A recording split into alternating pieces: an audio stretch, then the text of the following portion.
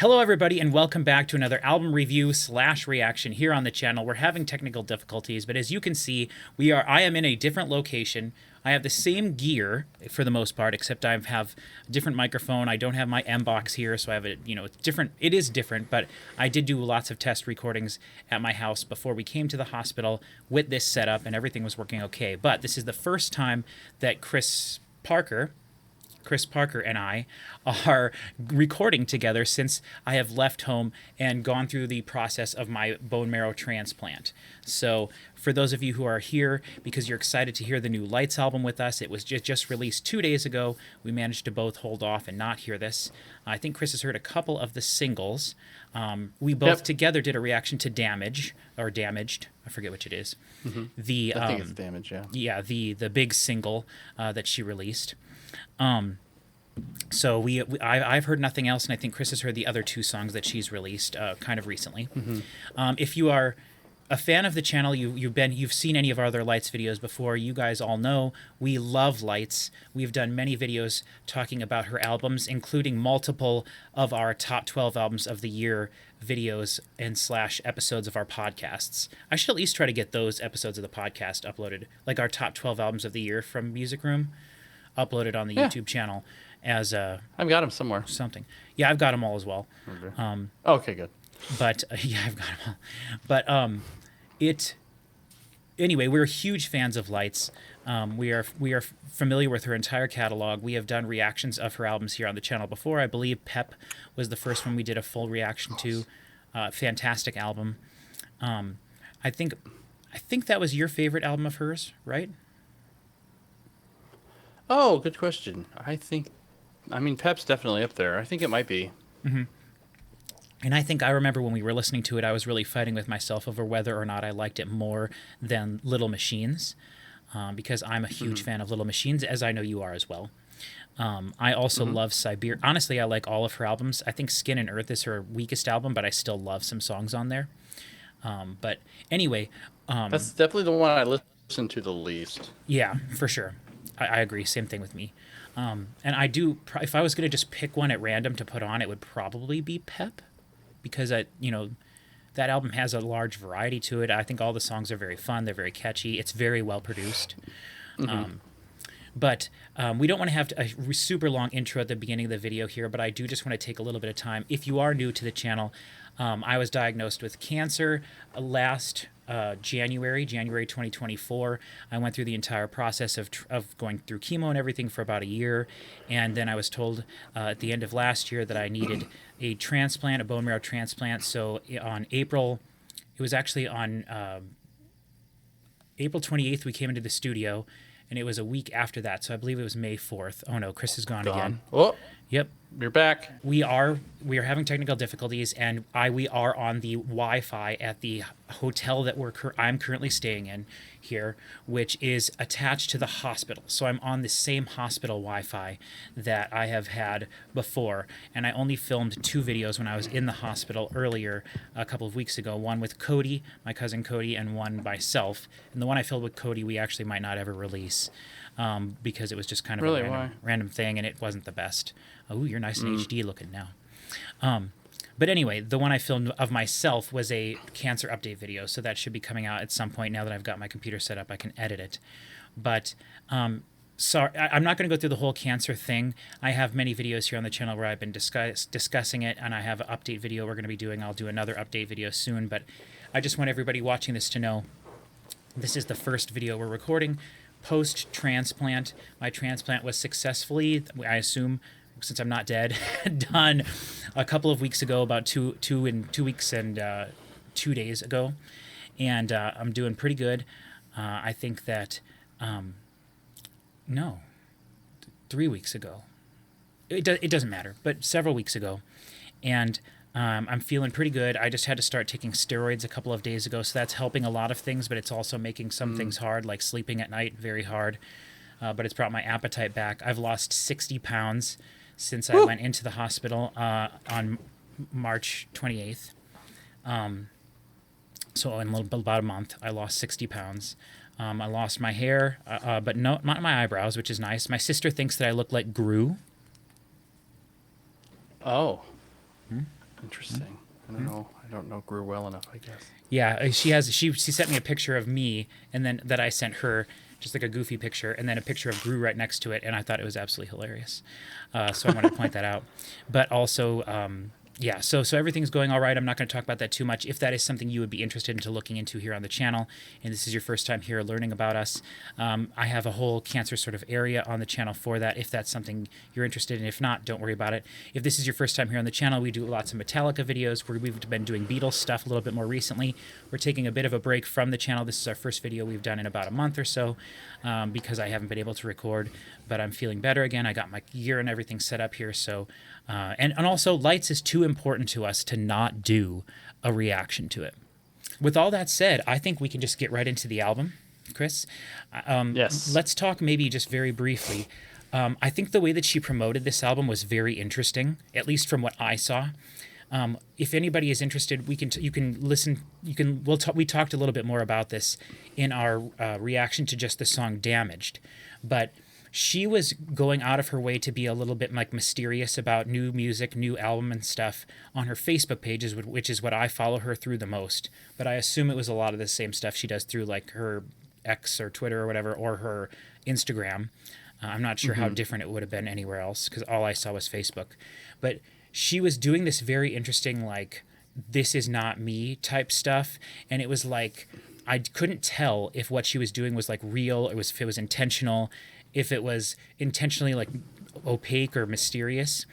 And if you remember, Chris, we talked a long time in that Damaged video about how I thought I was talking to her on a fake Facebook messenger thing. I forgot about that. Which didn't yield anything, by the way. But the way she No, it didn't. The way she was promoting herself at the time seemed like she could have created this weird account, reached out to a few fans, and then like given them some sort of like a link to a secret thing or something. Like it totally seemed like something she would do at the time.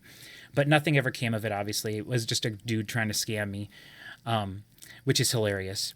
But I do think that she did a really good job marketing this and building hype for it before she really officially announced anything.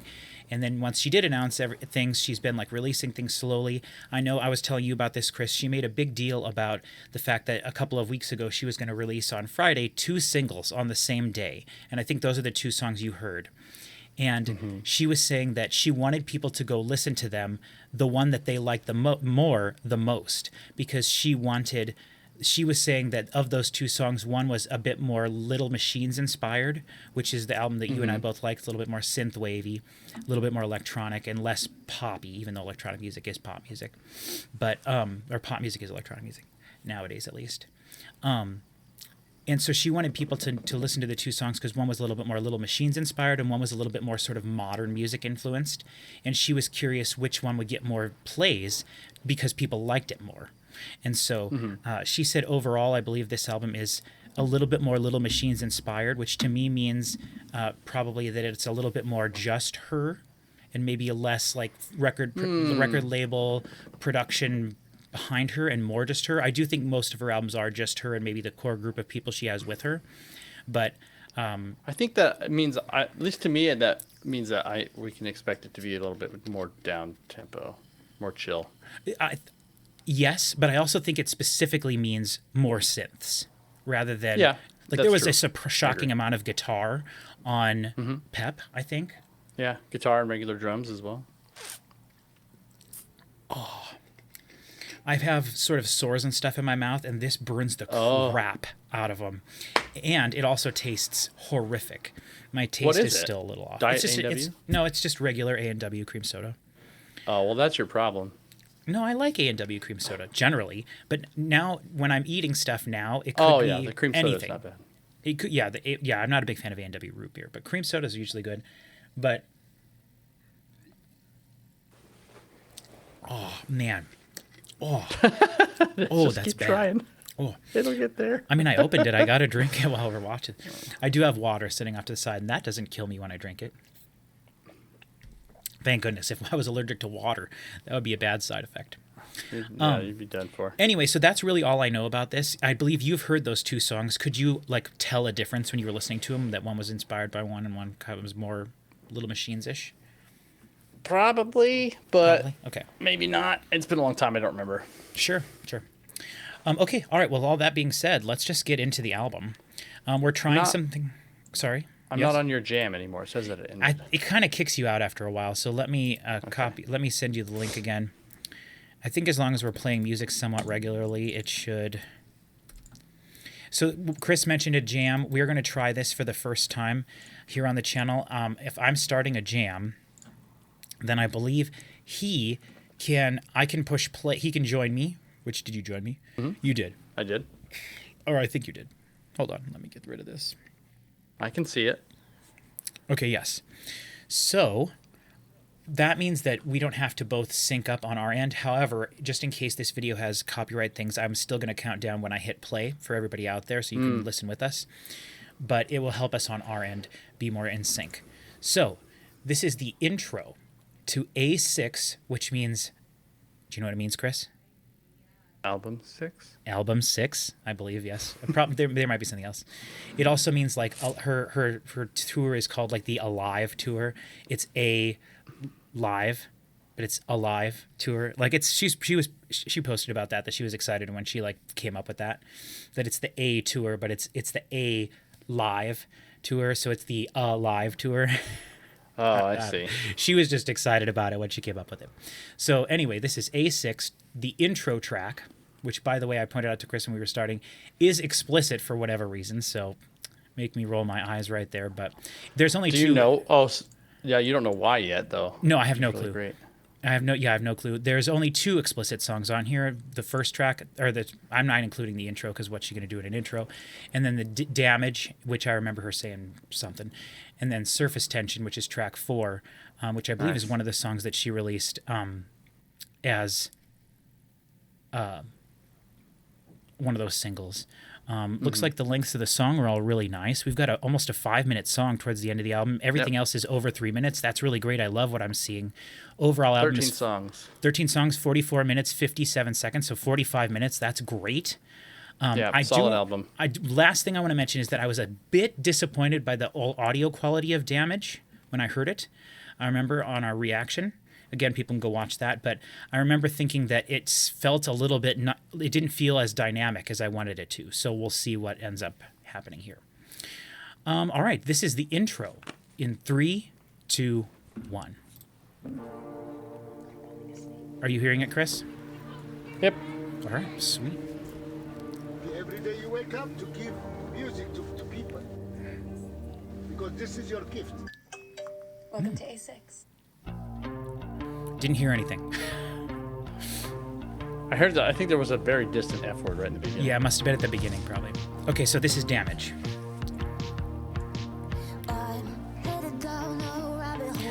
Oh, I do want to point out, I was listening to music before I connected with you, Chris, and I was getting really into it, and I almost passed out. So I have to be careful that I don't get too into it. So yes, sorry. I'll try not to pass out. Yeah. How many stars did Patrick give it? That's the stamp of approval. Passed Yes. out. Just a picture of you just.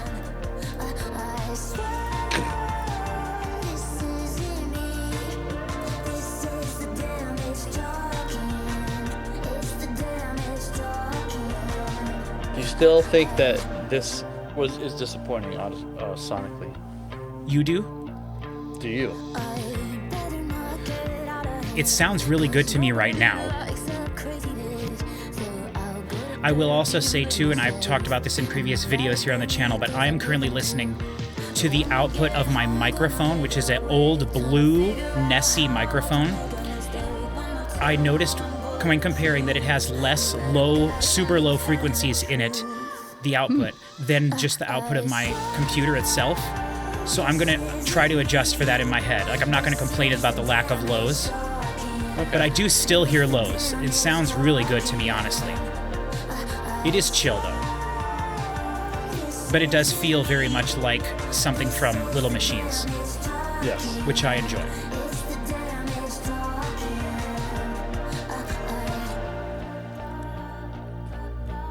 A lot of guitar. or bass with I some was bit gonna of a say, yeah, flange on it. the Yeah. guitar is still in play here so far this album.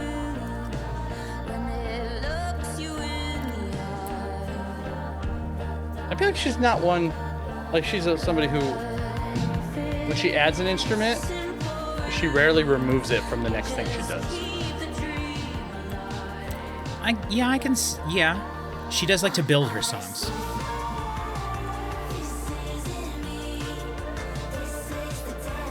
Very catchy.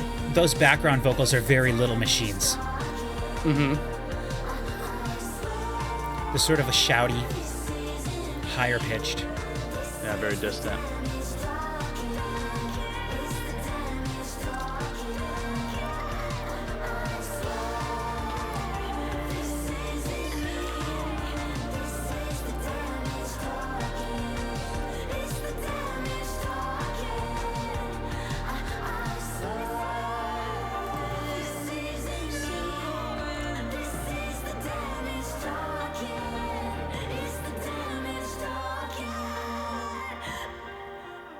Yep, she's never done that before. No, I do really like that. That was very Grace Potter of her. All right, I'm pausing it. Yes, Yeah. I love that sort of scream at the end where she almost kind of like lost control. I really like that when vocalists can do that. Yeah, for sure. I was going to say earlier when you were talking about like the way that she built up the album, she really does a lot to embody the change in theme every time she has a new album. It's not just Lights puts out a new album. It's Lights has a whole new aesthetic. She has a whole new, medium that she's trying to operate within, or she just, there's always a theme for each album, and she totally embodies it with like her person and her, PR type stuff. Absolutely. Like for Pep, it was really obvious. Her color scheme changed for everything. Her outfits, the color of everything on her website, her everything, every picture she took was those core colors of like red and blue and the bright yellow, and her hair, her style, the guitar she used on stage, everything. You're absolutely right. Completely embodied it. And yeah, and same now. She's like short, white, like platinum hair. Like she's totally changed her look for this. And Which I think this is the first time she's had white hair. I've never seen her do it before. Because for Skin and Earth, she went with the red hair because that matched the character in her comic books, which was sort of Skin and Earth was a concept album that based on a story she created and comic book series that she created, and so that whole thing was more like post-apocalyptic world, that stuff with the characters. And she did create a character in that. There are two main characters in that, one with white hair that's kind of resembling her hair, but then before that she had dark hair. She had black hair for most of her career before that. For Siberia and for Little Machines, and then for her first album as well, The Listening. So that's great. I think that's a great thing to point out. We're not really looking at visuals here. I wonder if I can turn that on. Can I do that? I can. Yes, so we can see some of the visuals here. I think you guys can see that on screen too, right? Yeah, it's a little squished because I have the image squished here. Down here on the Spotify, but that's okay. I wanted everybody to see what we're looking at. I don't have too much to say about that. I do kind of find that song to be a little underwhelming. I like when Lights music is fun, and that song was just kind of like you said, kind of chill. I do think the production was really great on it, so I'm not going to complain about that. I think her voice was really good volume wise. I think everything matched with her. I almost wonder if it's been still very catchy. Yeah, exactly. I wonder if it's been remixed or remastered to just be put on the final album with everything else. But generally, that's not how it works. Generally, this stuff gets rolled out after the album's already been finished for months. So, okay, so let's just move on to the next track, which this is the first time I've heard this one, and I maybe for you. Because I think the ones you've heard, the ones you've heard are White Paper Palm Trees and Surface Tension, I believe. Yeah, so this will be new. Yeah, those are the only other ones on the album that seem familiar at all. So this is a new one for both of us. This is Alive Again, which, by the way, does have 650,000 plays on it. So the song we just listened to has 1,400,000 plays. So that's really great. Maybe she did release this as a single at one point, but I don't think you heard this one. So it's got single numbers for sure. It does, because everything else drops quite a bit. Yeah, to like just 50,000 at most. So. Oh yeah, I think this is one that I saw as a late single that I never listened to. Okay, yeah, great. That's awesome. Regardless, we're going to be hearing it for the first time. This is Alive Again, track 3. In 3, 2, 1.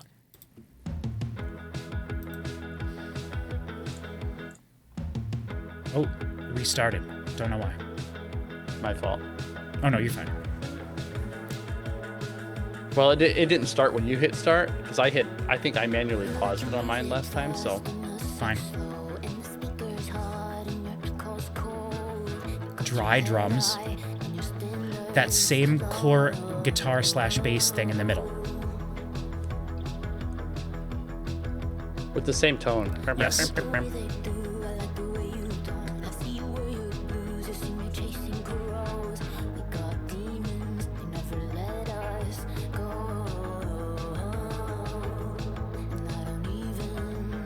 Hope the song gets bigger here.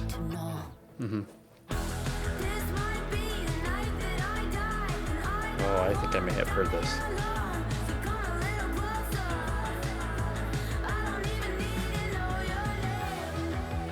Interesting. It was like she jumped into Pep there for a second. This feels Contained? even the high energy. Yes, contained is Yeah. the right word. Because I was gonna say even the high energy parts feel low energy. But I think it's intentional. Like, she... I think she's making the songs... Like, it's not an over-compressed thing. It's not... Right. I think it's just... Like, this thing seems like something you could turn up in the car and just rock, you know, just chill with. Vibe with.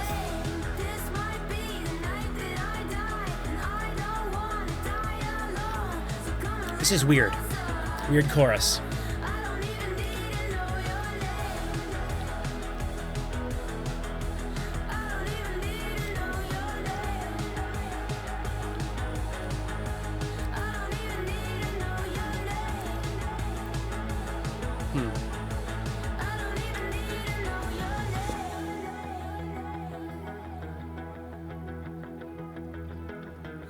Maybe this album is just supposed to be a minimalistic album for her, you know? Both songs have had basically the same elements. Yeah. I don't know how that gels with making all the song titles capital letters, but That's the modern side of it, see?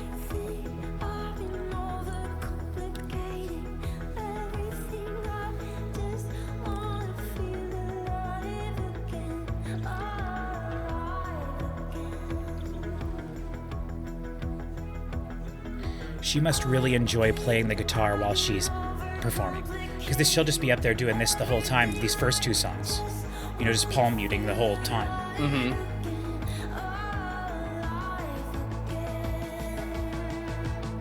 It does feel a little new wavy that way.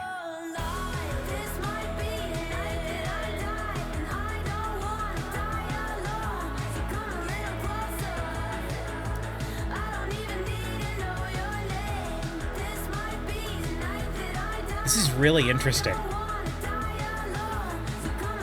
yeah, I'm trying to figure out how to describe it. Yeah, it's like she's trying to sing monotone. This is a very modern type thing. The drums are not massive, which is not a modern thing. Nothing's massive. It's very vibey. Even when it wants to be massive, it's not. It's definitely not, no. So that was really interesting. I think I like the first track more, but I could see that growing on me. Yeah.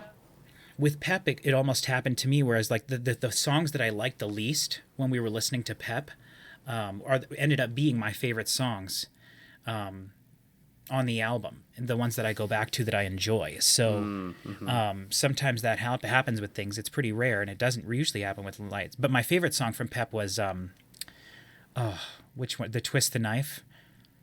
Knife.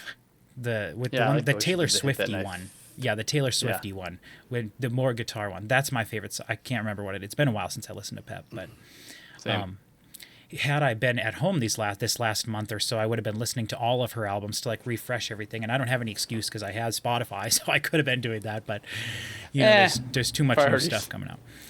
Yeah. So yeah, I don't know. I don't have too much to say about that. I think the chorus, I was mentioning it when we were listening there. The chorus was interesting because it's almost sort of like we talk about with Metallica. It's like an anti-chorus.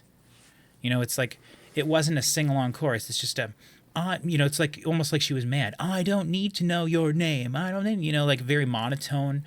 but there was still a melody there, and it was just vastly different stylistically, vocally wise, compared to the rest of the song, which was sung the same way the first song was sung. Yeah. Does that I make think sense? if the whole album sounds like this, it's going to be a disappointment. But we'll see where it ends up. Right. I'm still And I trying to don't- figure out how to articulate what about it. It's like it just feels kind of anemic. Like she played a show after she ran to the venue, you know? Like, Right. Yes. Yeah. And again, maybe I will say, and I do want to emphasize this again. I think it's on purpose what we're hearing. Right. I think I don't think it's a problem. Right. I just wondering what the decisions. Why? Yeah, because if you remember, which I don't think our Dead reaction ever made it up on the channel. I'll have to go see. Right. Maybe I can upload it now. But that might be one of the ones I can just hit go on. But when we did our reaction to her album Dead, it was like the most disappointed I've been in anything ever, because that album was so sidechain compressed to hell and it was boring to hell, and it was just absolutely one of the worst things I've ever heard. Because generally, what There's Lights no way does- that was more disappointing than the. Oh no, I've heard more disappointing stuff, but it was still very bad. And which is why I'm sure I should have uploaded it, but I don't know. But anyway, it was just really bad. But normally her Lights cycle of albums is release a full-length album and then release what she kind of thinks of as an EP or a companion album that is acoustic. And she tackles that in different ways, and that's totally cool. But usually they're worth listening to, and they're very interesting stylistic takes on some of, if not all the songs from the full-length album she just released. And I think like Midnight Machines, which is the companion album to Little Machines, might almost be better than Little Machines. I think it's maybe the best thing completely she's ever agree. released. It's I fantastic completely in agree every with way. that. So good.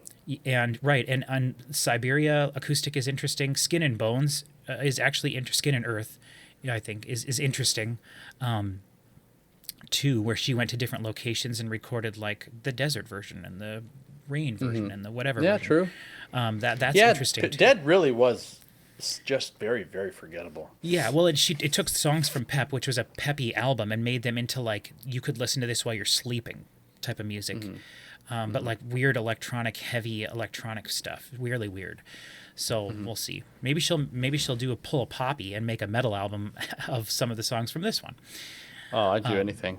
I know. Give Right? it here. Maybe I almost don't want that. It's like I don't know. But okay, so that was Alive Again. Now we are to Surface Tension. And this is 3.5 minutes. This has another song with some explicit lyrics, apparently. Let's get through this and see what we think. This is Surface Tension, track 4, in 3, 2, 1.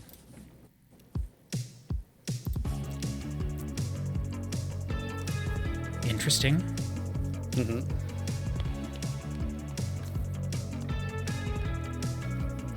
I mean, this Different is like, stylistically. this is new wavy. This is like New Order.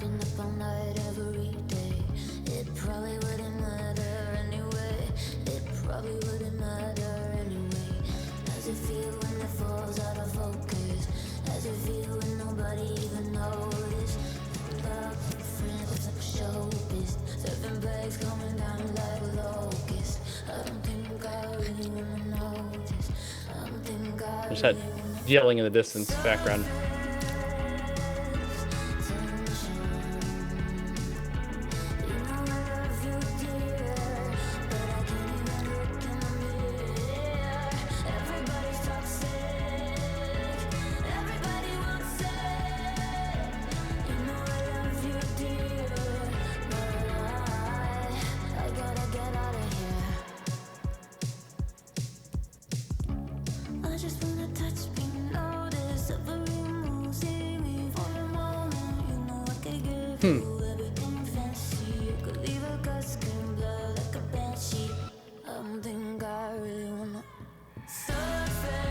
She's super clarity on that vocal there. she's doing the Billie Eilish thing. They're like, I'm trying not to sing.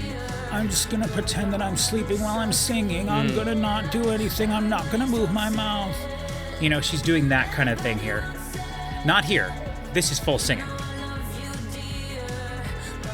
And we know she likes to pull influences from a lot of things. She likes to work with other people too. But every song on this album just says lights. Mm-hmm.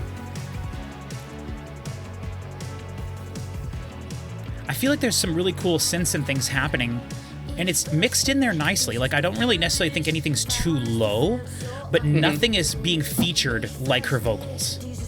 True.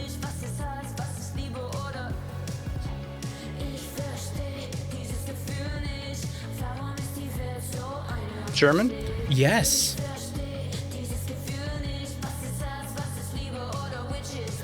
Oh, that tells me a lot of what she's like using for influences and stuff. I mean, this is like 80s new wave German. Yes. I like these background vocals. She's got this yelling, she does, which is, I mean, it's the most her thing in the world, though. Yes, for sure.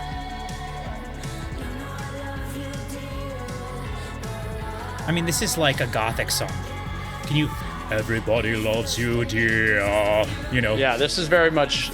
I think this is pretty far outside of her realm of things that she's done normally. Yeah. It sounds quite a bit different. But I like it. I think this is my favorite song I'm into so it, yeah. far. Yeah. So, same. And I love the German. Oh my god, I love that. You know I love that. Give me some oomph all day, baby. give me some Nina, right? 99 Left balloons. Yep. Love that. Oh, it's over. Oh god, I gotta remember to get down there. Don't stop. Nice. 1 second. Okay. That was great. Yeah, we did a lot of talking there during the song. Sorry, everybody. People get mad at us when we do that, but it's us hearing the songs for the first time. So I think I almost kind of feel like we said everything we needed to say there, but I do want to reiterate. I think of the songs we've heard so far, that one might be my favorite one. Once she started the German, I agree. I realized that she was doing, like I thought I was understanding what I was hearing, and it was confusing me. But once she started the German, I was like, she knows what she's doing. Like she's doing this. She's doing this on purpose, and what she's doing, I really enjoy. So, yeah, so that was basically just like a gothic, like new wave song. You know, some sort of like, you know, inspired by, like I said, new maybe a little Depeche Mode, but for sure like New Order, maybe Joy Division. What'd you do? I accidentally hit spacebar. Well, now Which I know apparently there's starts the next clicks song. at the beginning of the next song. Well, okay, if we want to get there so bad, let's just go ahead and do it. I'm not a problem with that. Okay, this is You're Killing Me, Smalls. I added the Smalls on there. This is You're Killing Me, Smalls. Track 5 in 3, 2, 1. Okay, this whole album is going to be like this, huh? Just chillish like this.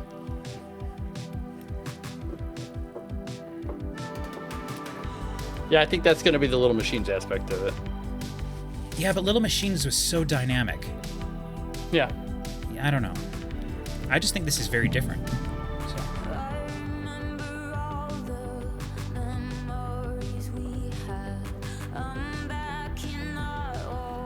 This is very Little Machines vocals style. The chill acoustic version of this album is just going to be her with a glockenspiel. Hey, I'd love that. Same.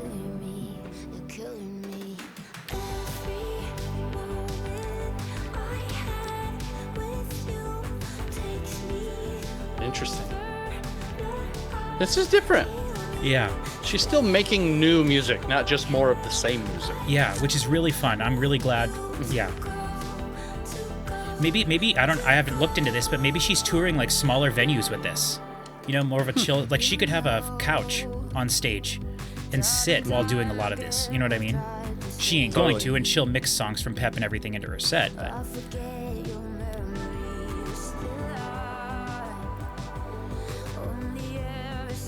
you know, her first album was pretty chill, but the production was so crisp and in your face that I could see if she means older sounding, she means like the listening era of stuff. I like this. Yeah. I don't know if it's top 12 material, for the year. No, not yet. But And so far, I haven't heard anything where I thought, this sounds like other person, other band, other artist. Right. Which we hear a lot of other artists do, and we think she sounds just like Lights. You know? There was like an overlap was getting more and more prominent with Lights and Poppy, and right now they've like diverged from each other pretty hard. Yes. Yeah, In a way that's not a complaint in either direction. I agree.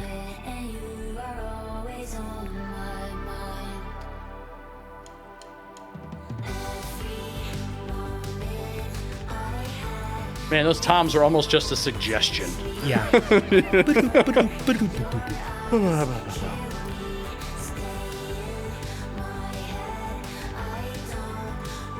Nice persistent low synth. Just Yeah, just basically a synth pad. Very dreamy feeling. that's a good way to put it. She hasn't ever really been dreamy feeling, I don't think, in anything else. I feel like the beginning half of her career is much more dreamy, so maybe that's kind of the aspect she's pulling from when she says old more old school.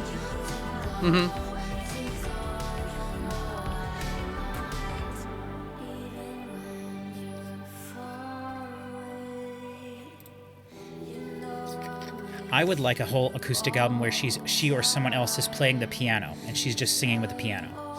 Oh. And this to me feels like it would be the perfect thing for that. That's true. Maybe it will be. She hasn't done it yet. We might be throwing some predictions here.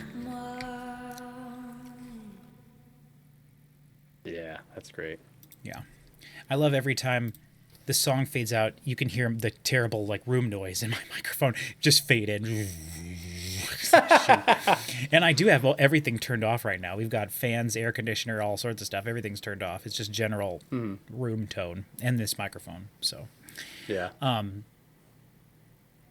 not as interesting as the previous song, but No, one that I can enjoy. that was sleepier. That was definitely more dreamlike than that was more dreamy than anything else. For sure. So far, this whole album has been very contained, but I don't necessarily mean that in a bad way. Like, she's not using, like, her last album, the drums were the thing that I liked the most. Like, there were hip-hop samples, there were loops, there were lots of very dynamic sounding, different sounding drums within individual tracks. And this, so far, is once the song starts, it's kind of those same elements throughout, with just her adding more background vocals kind of for each chorus. And that's not bad. Like you said, she's doing something different here, and that's really interesting, but it's not something that I hate. Like agreed. Dead. I hated Dead. It was And that, offensive like, to me. those- So, You got the stick clicks in, and then those toms afterwards were like, if you were to knit some toms and then play those, that's what they sound like. Like they were Yes. just barely drums. They were just the softest, pillowy. untransient thing. Very pillowy. Yes. Yeah. Yep, exactly. I liked it, but yeah, that one, I don't know if that one will stick with me or not, but we'll see. Okay, now we are on to White Paper Palm Trees. This is one of the other two. This and Surface Tension, I believe, are the two that she released on the same day. We've heard Surface Tension, which was quite different. So now we'll see if White Paper Palm Trees feels even more modern, more different, or more like Little Machines-ish. This is White Paper Palm Trees, track 6, in 3, 2, 1.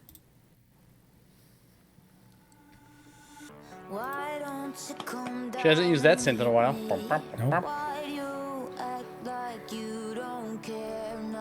This is, so far, Running with the Boys. And then the Death Cab guitar comes back.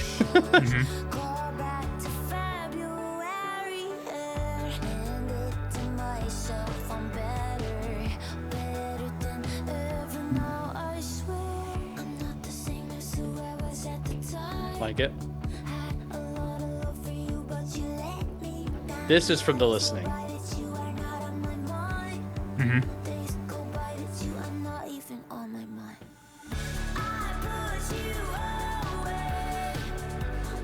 Now we're talking. Still with that overall chill vibe, though. It's not overly bombastic. Like, this album sounds almost like it could be an acoustic of a different album. Yes. A stripped down version.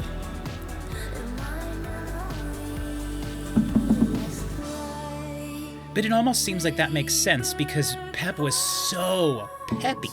It was so just big. And then for her to be like, take a breath with the next album totally makes sense. This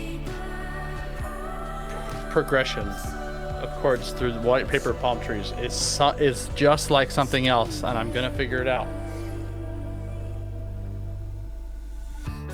We'll get there.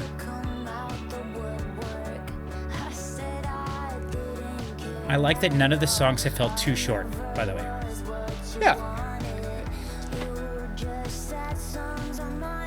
I have no complaints about the production at any point. Like, it all sounds exactly the way it should.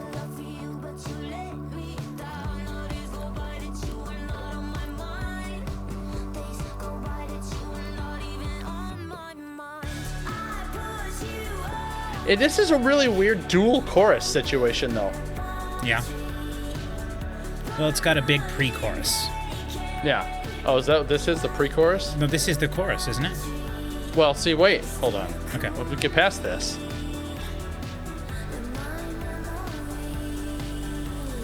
This part. This is a post-chorus. Post-chorus. Yeah. There's a pre-chorus, a chorus, and a post-chorus.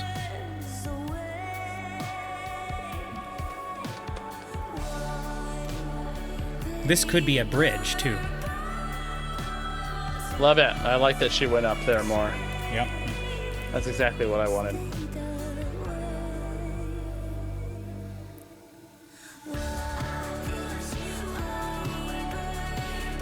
Oh, beautiful.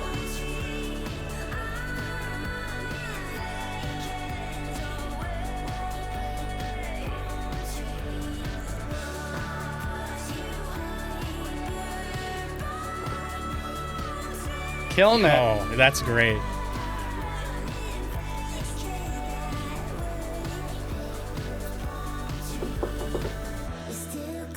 This part sounds very Ludo.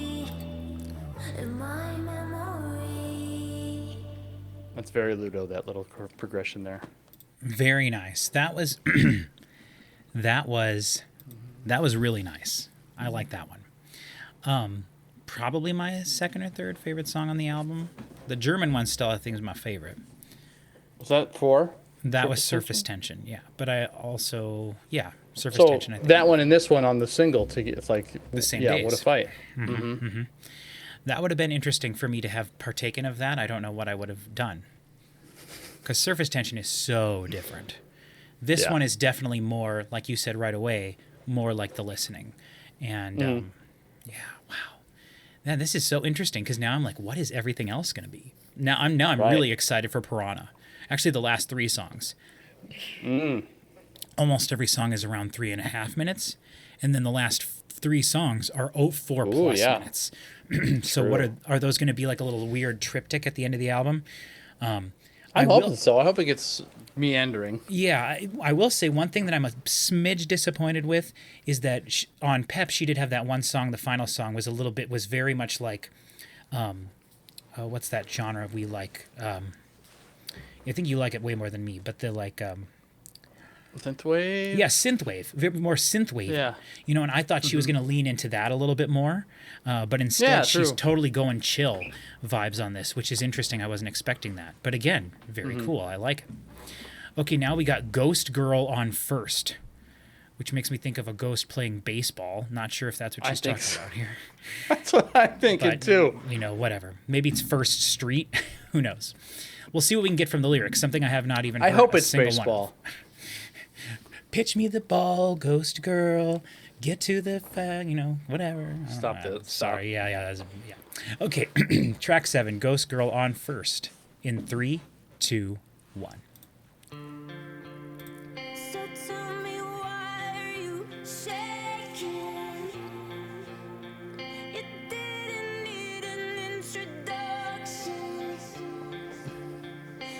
Now I see you leaving. I really didn't see it coming. Said that you're going for the weekend. There's a little synth wave in this. It's new wave. Okay. This is new I'm not wave. very familiar with that genre, so it's tough for me to point it out. Yeah, it's that bass. It's this bass sound, the thing that's in the middle. It's like a bass / guitar type It's thing. like Tears for Fears. Yeah, you kind of, yes.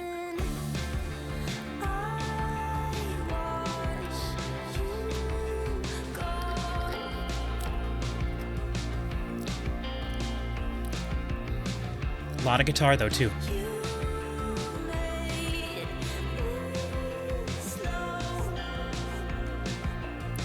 That Death Cab guitar is just throughout this Yeah. album so far. Yeah, yeah.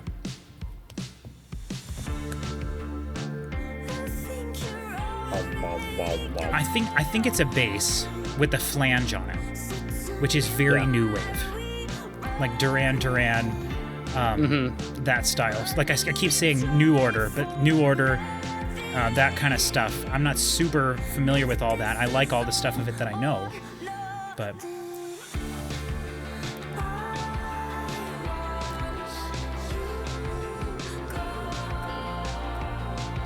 Ooh. Love that. All those vocals. Very haunting, some might say, for a song about a ghost girl. Those type things, really cool. The delay on the vocals, and then there's also like a little cymbal, I think, that's going. Yeah, just barely there, but sticks Yeah, out. yes. Well, because there's so little happening. Yeah, it's like Like, it's points not of, a it's like busy single mix. points of light in like a field. It's just Yeah, like it's 'cause all there's- smoke. There's a lot of dreamy things that are really, a lot of reverb tails that last for, 10 seconds.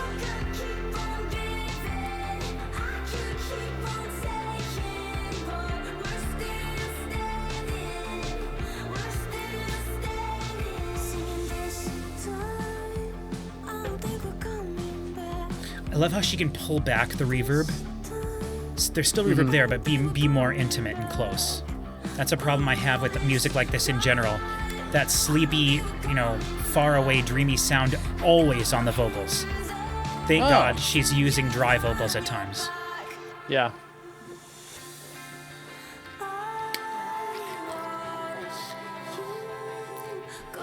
Actual strumming guitar. 90s.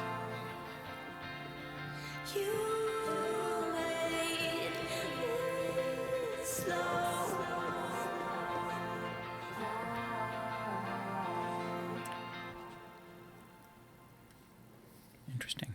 It's odd to me that she doesn't seem to be getting any bigger.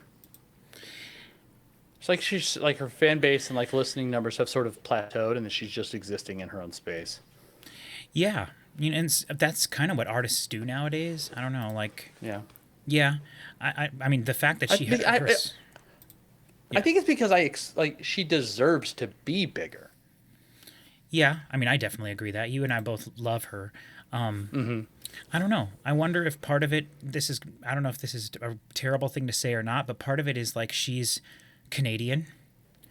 And True, but we love our Canadian artists down here. Well, we do, yes, but I guess that's true. There are a lot of Canadian artists that have like broken through, obviously, but I don't know. I mean, a lot of those Canadian artists just moved to the United States and are Canadian or are United States citizens. Then Avril Lavigne doesn't still live in Canada, to my knowledge.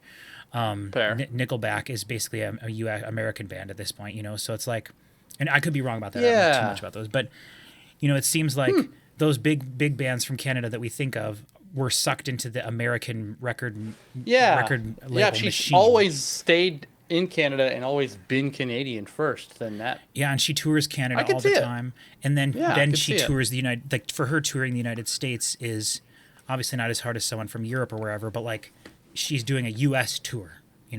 When she's just touring, in Canada. Yeah, she's got a show in Victoria, in like I don't know, today or soon, and that's where I saw her last time when she toured for Pep. I saw her up in Victoria, but she doesn't. I mean, she's been down here a couple of times, but that's interesting. That might be a big part of it. I mean, when she was younger, she would come play. With every album younger, her first 3 albums, she came and played in Omaha here every time. To my knowledge, she has not been back here since Little Machines. Yeah. Huh. So, I don't know. I mean, and COVID screwed everything up, I think, for everybody a lot of the time. But also, like the music industry is just different now. You know, you have to. Yeah. The music industry is just different now, and for better or for worse, you know. But here we are, listening to her music and enjoying it. That I don't think would be one of my favorite ones. I liked the I was gonna say. guitar. I know that I started the conversation, but like it's like we just listened to that song and talked about anything but, which kind of I think says a little bit about that song. Yeah, but I do like the guitar that was in it, and the fact that I pointed out the strumming. You said 90s. That's what I was thinking as well. You know, it's not.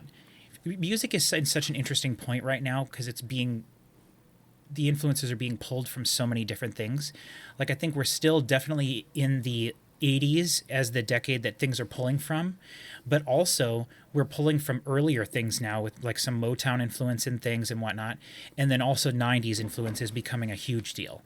And so we're getting a lot of influence in like pop culture stuff. I'm just thinking of like Taylor Swift, you know, like she has 1987 or whatever that album, 1989, her album, right? Very 80s influenced, lots of synths and stuff.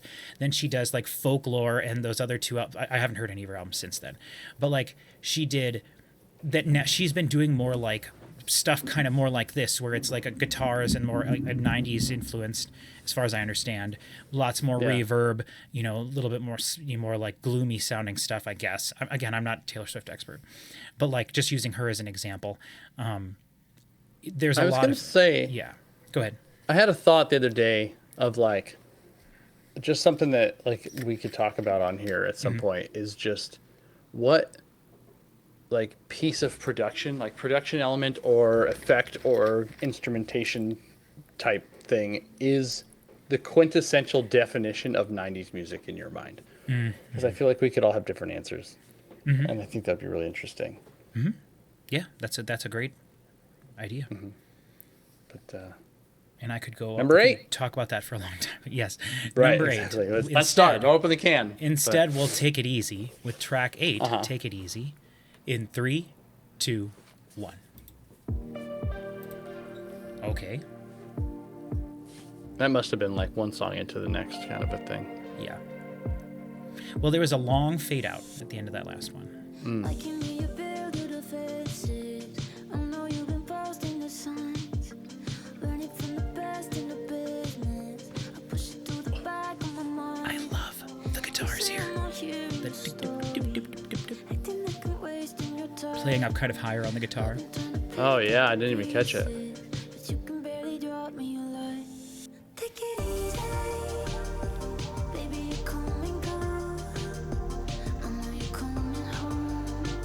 I wonder if this album will be harder to separate the songs from one another. I was just thinking that exact same thing. Wasn't that one of our complaints about Dead? Is that it would just the formula for each song was identical? Yes. Oh yeah, and they all sounded the same.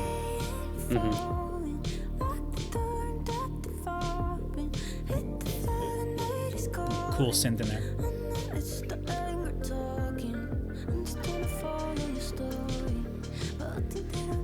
It's very minimalistic. She's pulling everything back. She's so good at singing very softly and keeping it good. That's tough to do. Yes.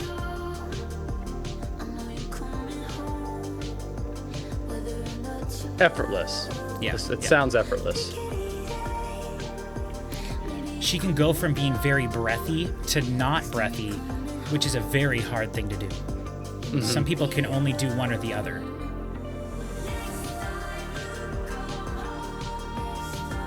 And then it's like no projection at all, and then she's way back here yelling. Yep. Love that. Love that.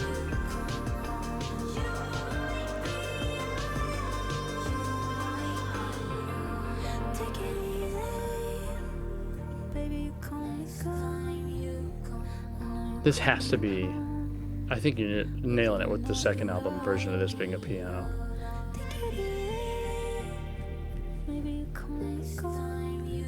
She's just barely. Oof, this is kind of a dark song, too. It's like less effort than speaking. And she's basically just riffing here the last half of the song so far on this same phrase. Take it easy. Next time you coming home, you might be alone. Mm-hmm. You know, it's saying some heavy stuff here.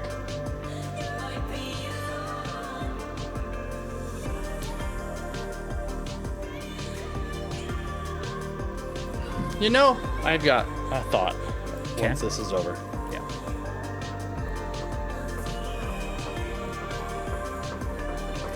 By the way, I want to point out while we're in the ends of this song, I do have a physical copy of this. It's just not with me here in the hospital. It is at my house. It got shipped there the other day. So, this is something that doesn't occur to either of us very often, but because it's sort of lyrics based, but like pointing out what the lyrics were and like the main point of the chorus, the way that the song is structured really fits the theme of what the song is about. Where it's like this really like take it easy when you're coming home because you might be alone or whatever. Like there's this really soft minimalism of like take it easy. You know, she's playing to the main title. But then it has these really big, aggressive, like distant projections, almost like she's yelling stuff.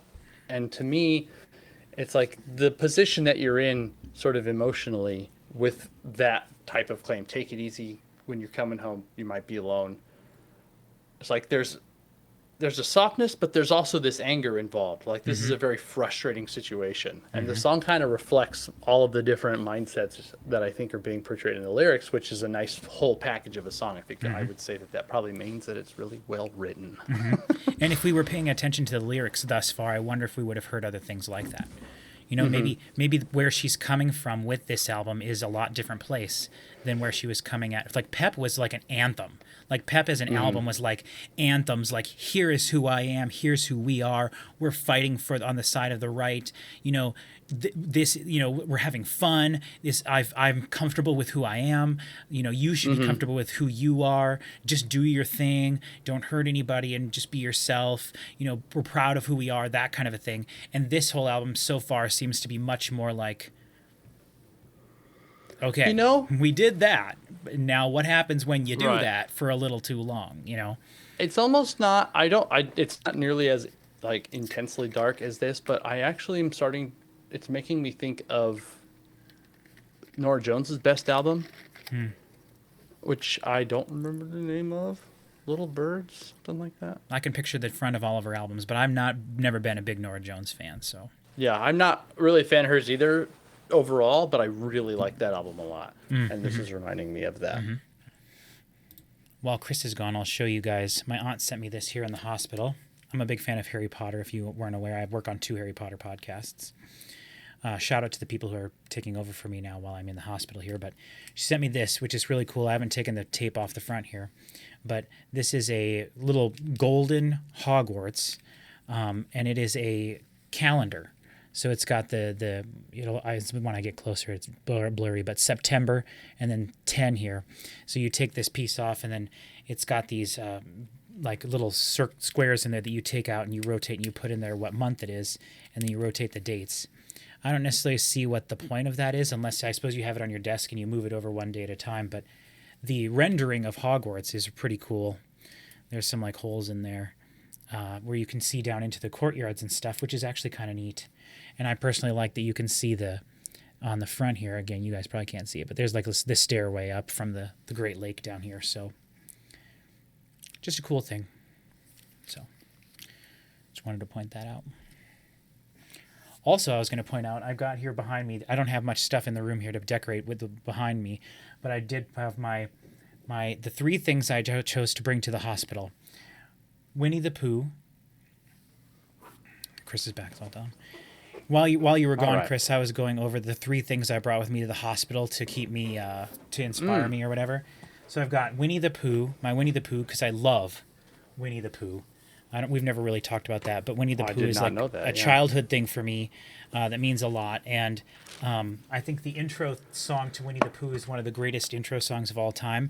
And I don't mean Winnie the Pooh, Winnie the Pooh. That one's classic and great. What I'm talking about is gotta get up, gotta get going. I'm gonna see a friend of mine. He's round and he's fuzzy, we love him because he's just Pooh Bear, Winnie the Pooh Bear. Classic of all time, greatest intro song. Maybe not of all time, but it's a classic. It's not better than the DuckTales theme, but DuckTales is, there's a lot, Darkwing Duck, there's a lot of great ones. Yeah. Plus, I mean, Dexter, greatest intro thing of all time. But also, any HBO intro basically is just God tier, S tier.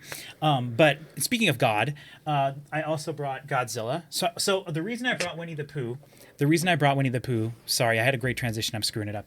I brought Winnie the Pooh to me because he represents being aloof, but to the point of like cutely aloof. Like, I want to not pay too much attention to what's actually happening to me while I'm here in the hospital, and I feel like Winnie the Pooh would be a great hospital patient, you know? Just chipper and cheery all the time, aloof to what's really going on the whole time, the seriousness of the situation. So that's why I brought my Winnie the Pooh. I brought Godzilla to show me that good things can come from radiation.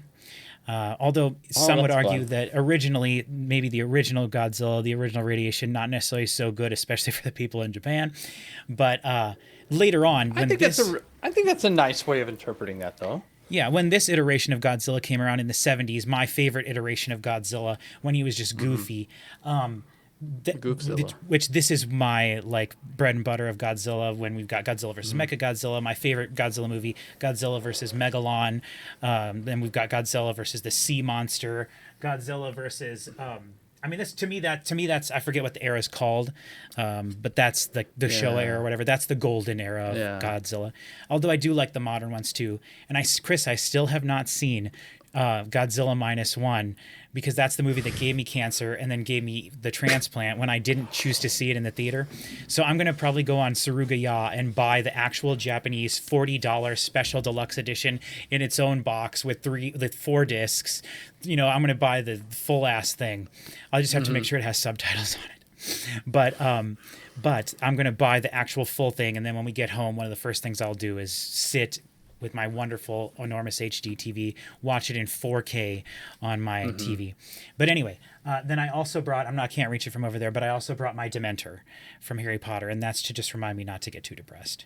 And you can always eat chocolate, and that'll make everything feel better.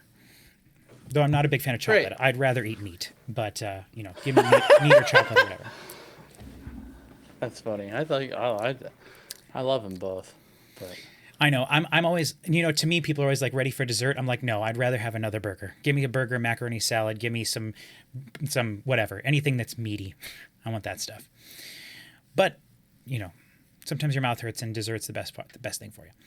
Okay. All right, everybody. We are back and we are ready for track 9, Drinks on the Coast, which sounds a lot more lighthearted than the previous thing. So I don't know if we get any more chill. It's gonna stop in place. So. I want some, like, when I think of Drinks on the Coast, I think of like not necessarily a glockenspiel, but that like I always, you know, that Sublime song that's that summertime when the living's easy, rocking on the microphone without sending, you know, the summertime song based off of that like Vivaldi song or whoever does the summertime thing that they based that off of. There's like a sound that they use in that. It's like a vibraphone type of thing. That's to me like the quintessential summertime coast ocean. You're not thinking like the sound. steel drums, are you? No, absolutely not. Don't. How dare you? No. Steel drum rules. What are you talking about? Steel drum is cool, but what a cliched, like, no, absolutely not. All right. No, I think it's like a vibraphone is I think what I'm thinking of. But it would be cool if we got some of that, but it would not fit with the track 9, Drinks on the Coast. In 3, 2, 1.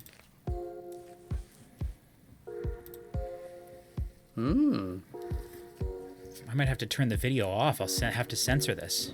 I'm not chasing feelings. Yes, the sun's out this morning. You gotta find that meaning. If you wanna bite that money, get you on the table. Love that bass. I love the guitar. Really?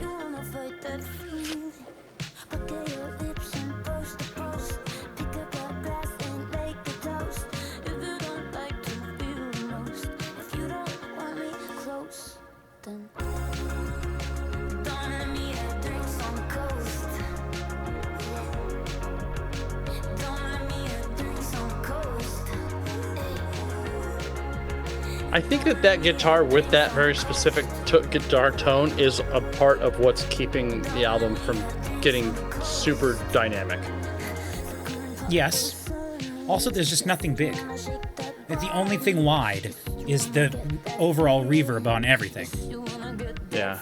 I just mean like from like each song being wildly different kind of perspective. Oh, like yes. I see what you mean. They can't be that different if that guitar is in every one of them. Right.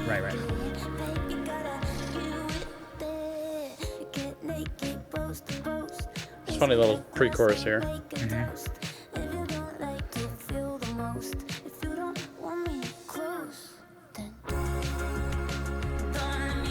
That weird splash cymbal. It's got almost like an artifacty, like low quality sound to it.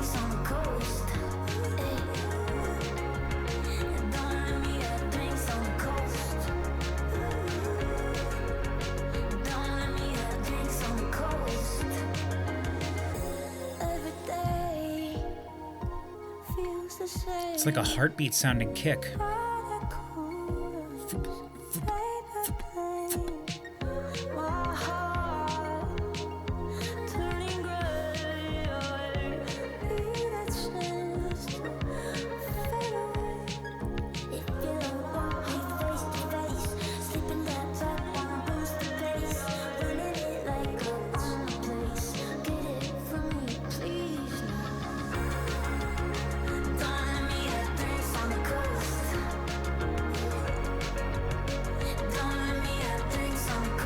This is probably my least favorite song on the album, I would say. Maybe. I was thinking the same thing.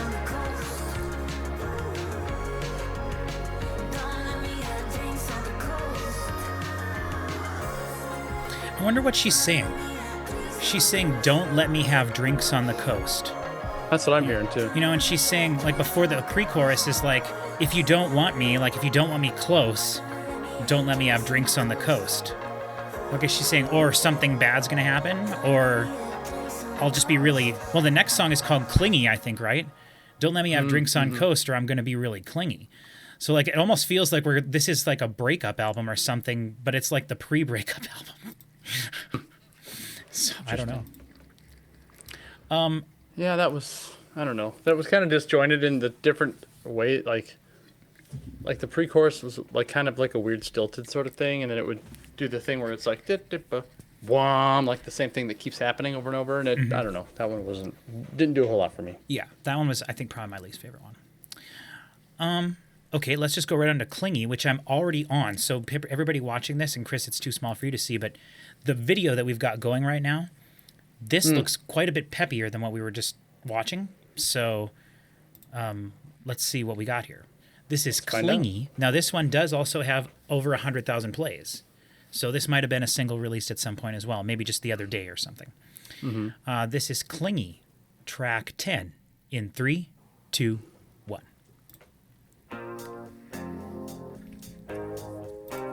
Ah.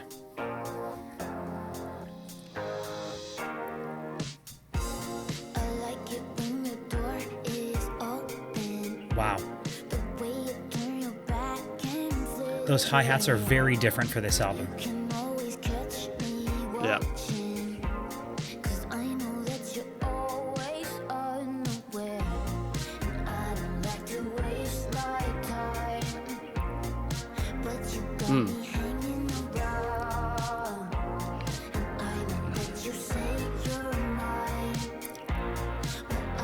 Ooh, that guitar.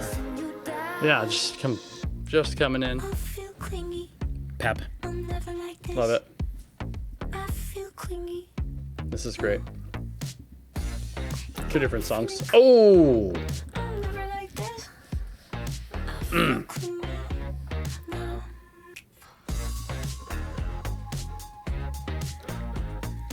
Dude, if the rest of the album is switched to this... Love it.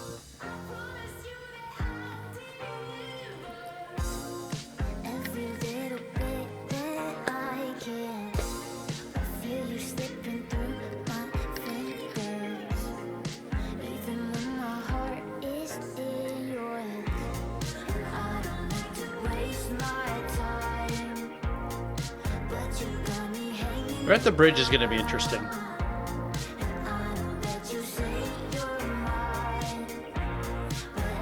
She hasn't really been doing much for a bridge. We'll see.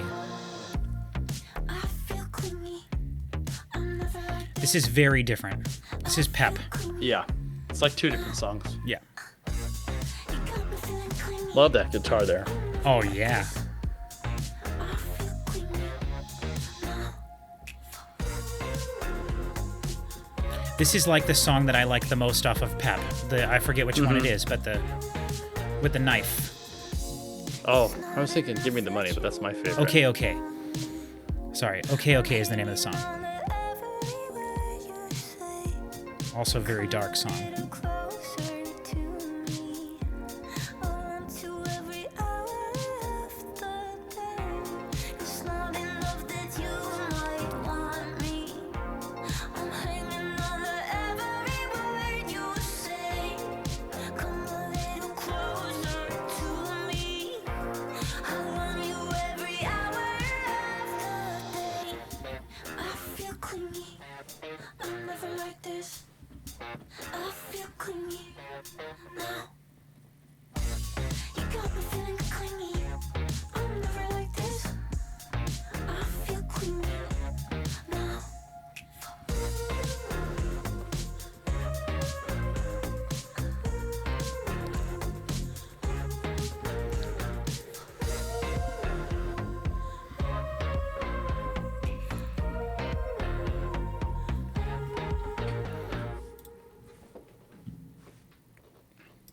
Yo, that was interesting. That was very different. That was a very- combination of the best song on the album and a totally different song that I don't remember anything about. I agree. And it was interesting because right away when the song started, there was a cymbal in there. And then I started to thinking to myself, what have the cymbals been the whole rest of the album? And then I was like, oh, I wish I would have been paying attention to that more, because I think there were definitely some little like clicky ticky things, but there wasn't anything that was like an obvious real cymbal, maybe in the first track. But that was something from Dead. Remember, there was no cymbals. It was literally just Right. And actually, with the lack of high end, there was just. Sorry, go ahead. Yeah. There's an old saying that if you make something for everyone, then it's not for anyone. And it ultimately is to give people the confidence to make stuff that's weird instead of just trying to conform to like a miasma of bland beige anything. Yep. And in a sense, as harsh as that sounds, I don't necessarily mean it that way, but the concepts involved, that song made me think of that, where it's like, here's this really radical, different piece of this that gives it a certain identity, and it's sort of the rest of the song, and ultimately so far the rest of the album, sort of has this like nothing's really standing out, kind of like a greased over feel to it. And I think, I mean, Right. the thing that made that song so cool is what made Pep so great as an album, for sure. Yes. Yeah. But the thing is, like, do you think could we have a song yet on the album that is all that with none of the, like, I don't know if that a song, it would be like very jarring. Like to me, like that poppy, what's the poppy album you like that I don't care for that much? Zig. Or not Zig. Yeah, Zig. Zig. Yeah, Zig. That song about the bicycle or the motorcycle or whatever at the end of it. Yeah. Like clearly coming from a different session, a different time, better production, different vibe, totally different. And Yeah. it's too jarring when there's a song that's like obviously a single on an album. You know what I mean? Yeah. And I think that Damaged felt quite different from everything else we've heard on the album, but it was kind of like a transition from Damaged to everything else in like a really like slow way, so you didn't really notice how like if we went and listened to Damaged right now, I bet it'd be way different than what we've been hearing for most of this. But like the chill vibe of it was still chill, but there was a lot of those like high frequency synths in there that we would expect from Little Machines, and that's kind of gone away to this more like less high like less stark, high frequency, like cold sounding synths and stuff, to a much more summery sounding, like everything has slow transients, like you were saying, type of thing. And then to have this song with the jarring opposites in it, like I don't know if this song would work if it was just a fully, completely different sounding song. It had to have Totally. that half It of would be it very, yeah. to fit on the album. So, all right, now we're on the other side of the door. Maybe this is where we got 3 long songs here. So I don't know. What I mean, look at think about the title, you know, she's teasing this transition, and now we're on the other side of the door, so we're going to get 3 totally different songs. and then Piranha, which is attacking fish, you know, there's something more aggressive. And then Day 2, which is indicating like it's a different time. So I don't know. Yeah. Okay, this is the other side of the door. 4 minutes 17 seconds. In 3, 2, 1.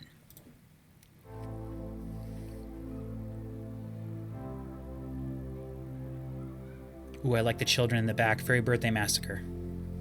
Yeah, that's cool. Let's go, baby. Synthwave. Plus the death cap guitar. I wish I had a better idea. I wish I knew more about guitars to know what to call that.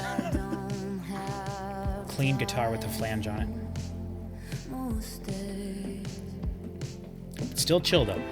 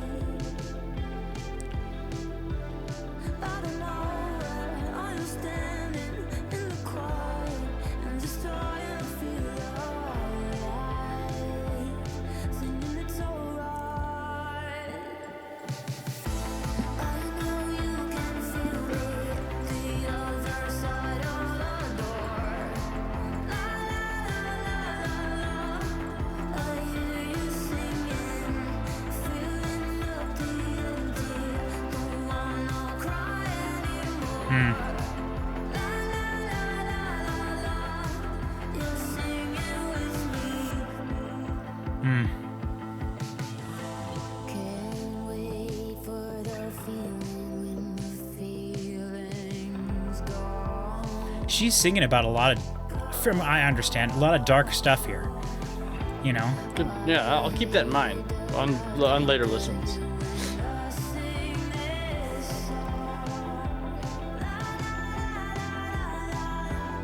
And it's so her to have a song where there's like la la la la la la la and have it be like a dark, sad song. That's so her.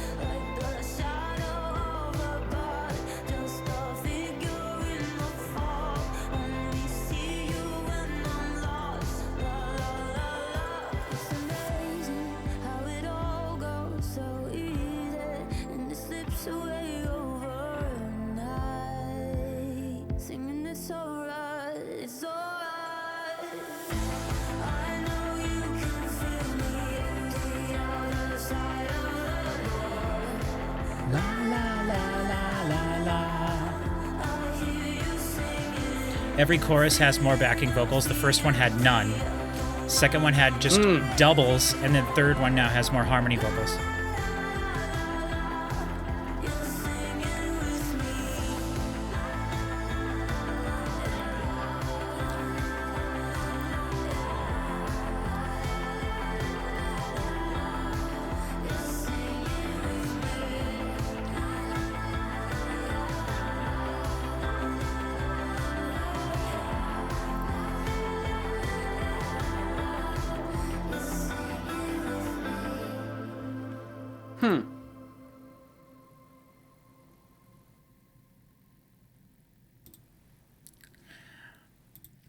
I really liked that a lot. Yeah. I think that's probably one of my favorites on the album. But there was hints there of what that song could have been on other albums of hers. Like I feel like that was the first time like I could have heard that song on Pep or Little Machines and it would have been done completely differently, you know. But this it's on this album, and so it fits with the style of this album. And so it's wild. Like I keep making that reference to the Death Cab guitar, and I feel like I Right. keep making it, and every time I make it a little bit more aesthetically, where I'm like, just like, here we go again with oh, this. there's that guitar sound again. And I love Death Cab very much. So it's not necessarily a complaint, but for some reason, I don't love that it is on every song. And for the first time ever, that song, I thought, like, this actually sounds like Death Cab at some points. Oh, Which interesting. I've never made a comparison between Lights and Death Cab has never existed, I believe, in my experience. Sure. But yeah, I don't know. I did like that quite a bit, and I don't want to come down too negative on that guitar thing because it's just, I just don't recall at any other point on any of her albums having one particular standout thing like that and having it just be persistent through every song, no matter what. Yeah. Well, and that's because before she used more synths. You know, when you use synths, you inherently can choose what synth sound you're using. Well, sure, but guitars do plenty.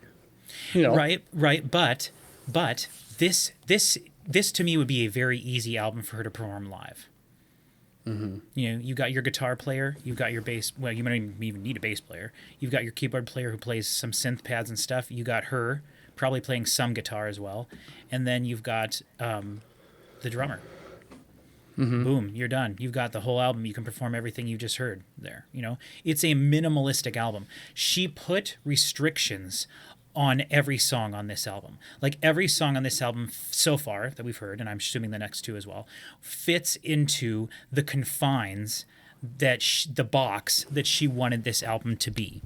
And I'm not saying that in a bad way. Sometimes for artists, it's good to set limitations on yourself. And she did that.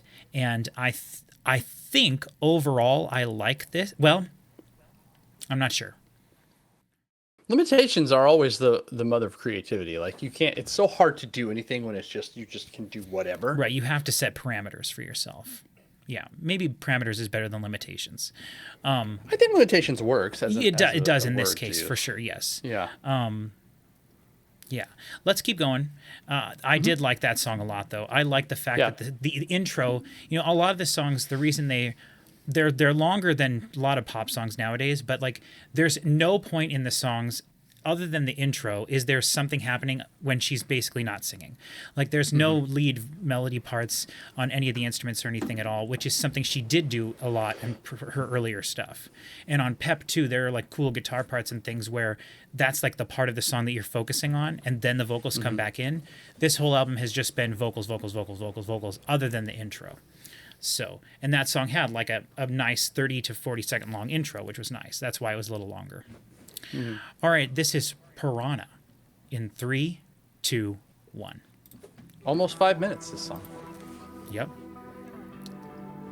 Are we going to get a song with no drums? Oh, that's low. Ooh. Fingers in your pockets, you flash a thing out. Smile at me, making me weak. Ooh. I'm holding my heart out. You pull the blindfold down. Cause it's harder when I wanna lead, but it's easy that I never see. You're leading me to deep water. And it's okay when I'm rounding up, but it's just death by 1,000 cuts. You're keeping me at the bottom. I let you get your teeth. Oh! Cause I just need your head upon my body. Feel you want me, you're holding me. Gotta know having some flashbacks to Dead. I can see why you would think that. Everything goes away when the kick drum hits. But it's definitely a style choice. And I don't see a problem with it. Because it's not happening here. It's not doing it to her vocals, which is what it did on Dead, which was totally ruining the entire album. So That makes sense. I like... But yes, this is wonderful. Yes. I really like the way that she's it's like, okay, I'm going to stop playing with synthwave and just do it. Yeah, and I love that there were no drums until the chorus came in. That made this song to me really cool.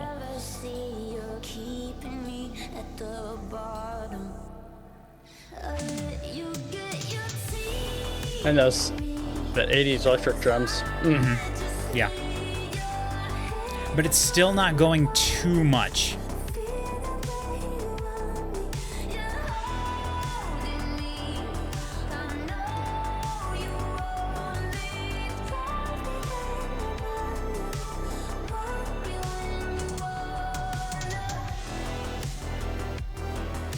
Ooh.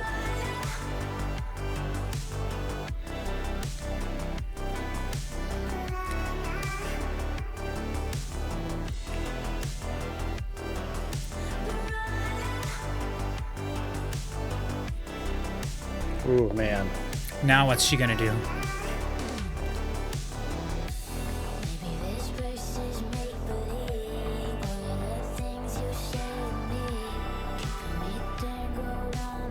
We're actually getting a bridge here. There haven't really been many bridges on the album.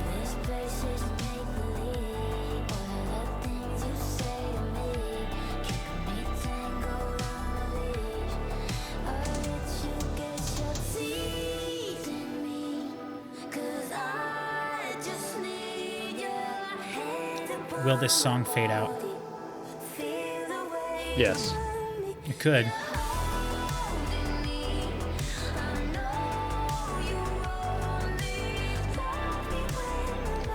It's itching to. I know, it really could. For sure. She doesn't do fade outs very often, though. No, she very rarely does. So I'm not too worried. I'm not too worried, but I love that vocal shift. That's new for her.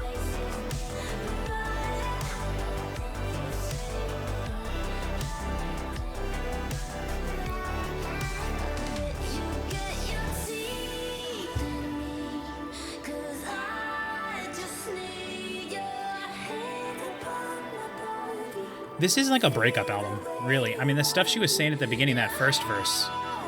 Mm-hmm.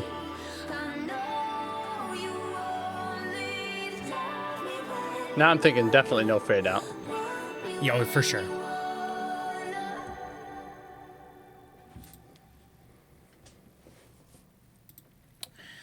Very interesting. Mm-hmm. So I feel like I should have like jumped for joy when that song was kicking in during the first chorus there. Yeah.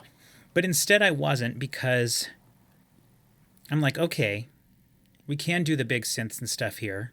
We can have a little bit more aggressive sounding drums, like 80s sounding. But you're still not really taking advantage of it, and it's still fitting within the confines of the album. So part of me is like, okay, good, she's fitting within her parameters, and it would be too weird at this point to extend beyond the boundaries too much. It would be jarring, right? Mm-hmm. But at the same time, it's like, I want that. I wanted it to explode. I want it to be like her previous music, and this album just hasn't been that. And so when you are tantalizing me, you know, with the idea that we could be doing something like that, then it's like kind of like, I don't know. Did I like that song? Yes, I did. I did enjoy that song. I liked what it was doing. I loved the synths. I love the fact that there was no vocals for the first verse until the first chorus came in. Or not vocals, I'm sorry, drums. Thought that really was very impactful. And I wish she would do that a little bit more on the album. Have that like 2 or 3 other songs, just literally take the drums out until it gets to the first chorus. I think that would be nice. I like that song a lot. I think if the album itself was more like that song, this album would be better. Because because it once again, like, it was like, I'm not going to play around with this thing. I'm just going to actually do it now. Right. So much of the album feels like it's kind of lost in that ultimate sense of either not going all the way into something or being potentially confused about what it's trying to do. I can see that. And I agree. I agree that is kind of disappointing about it. But I did love that song. Might be my favorite song on the album so far. Okay. I definitely wouldn't say that, but it's probably top 5 for me for sure. All right, this is the final track. This is the final time we'll get new lights for a few years probably. So this is a big deal. This is day 2, 409, the final track, track 13. In 3, 2, 1.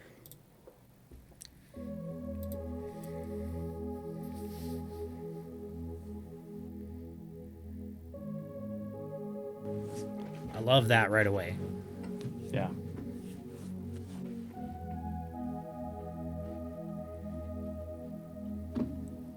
This is the definition of low pass filter.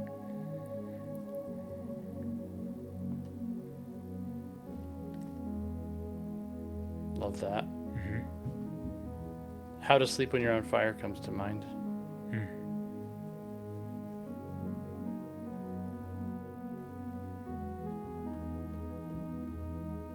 Think it'll be instrumental? I was wondering that.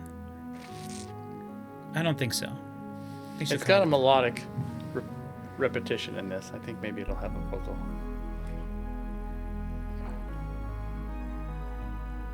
I don't think it's good. That's tough to say. Ooh, that's low. That's nice.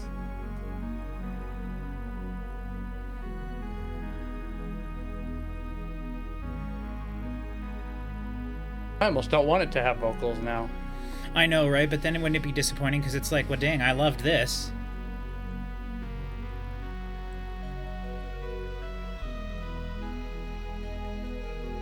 Nah, not getting vocals. She could do this for half the song, and then the second half is just this like outro thing.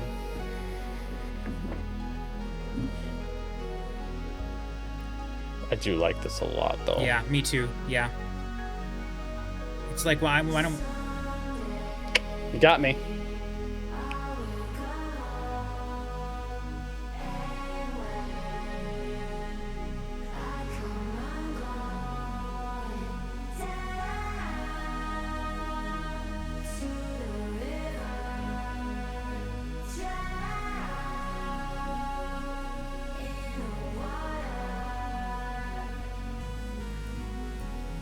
I'm kind of pissed off at the intro track. That had no business being on this. You know, the like Never collage, does. the collage feeling of it, and the guy saying, "You make music, you need to bring it to people. It's in your soul," or whatever it was. Like, I'll never understand intro tracks, especially this type. well, I think certain intro tracks are cool, but like, it should set the feeling for the album, not what this thing did.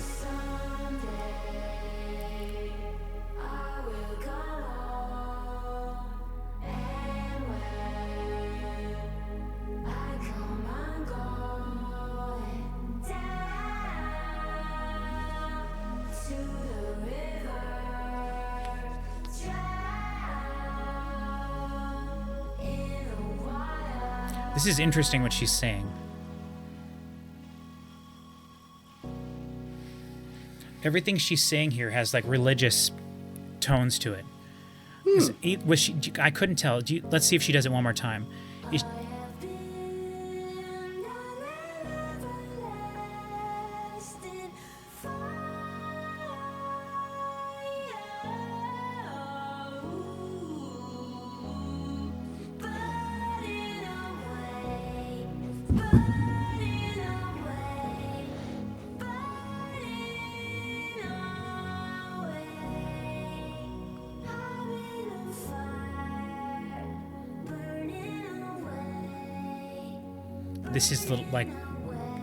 This is like Little Machines. This almost sounds like Siberia. Yes. Yeah.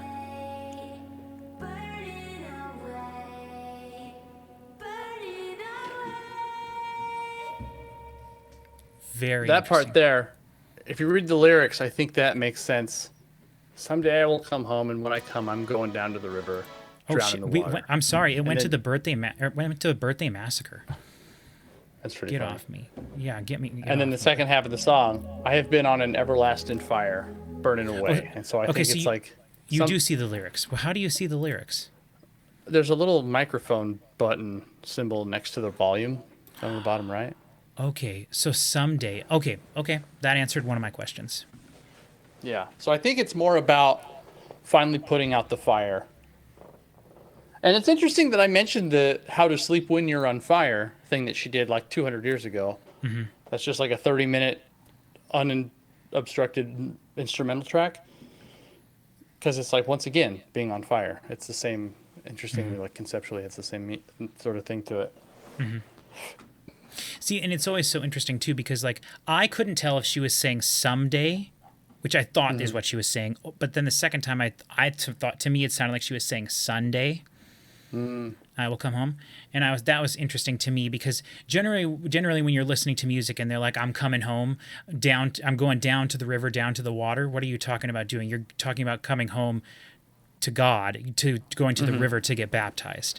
And then she's talking about, and then the second part, been burning and burning and burning away. You've been on fire, burning away. That could be, running fast and ready to come home, whatever. It doesn't matter. You can interpret stuff however. And I doubt that that's what she means.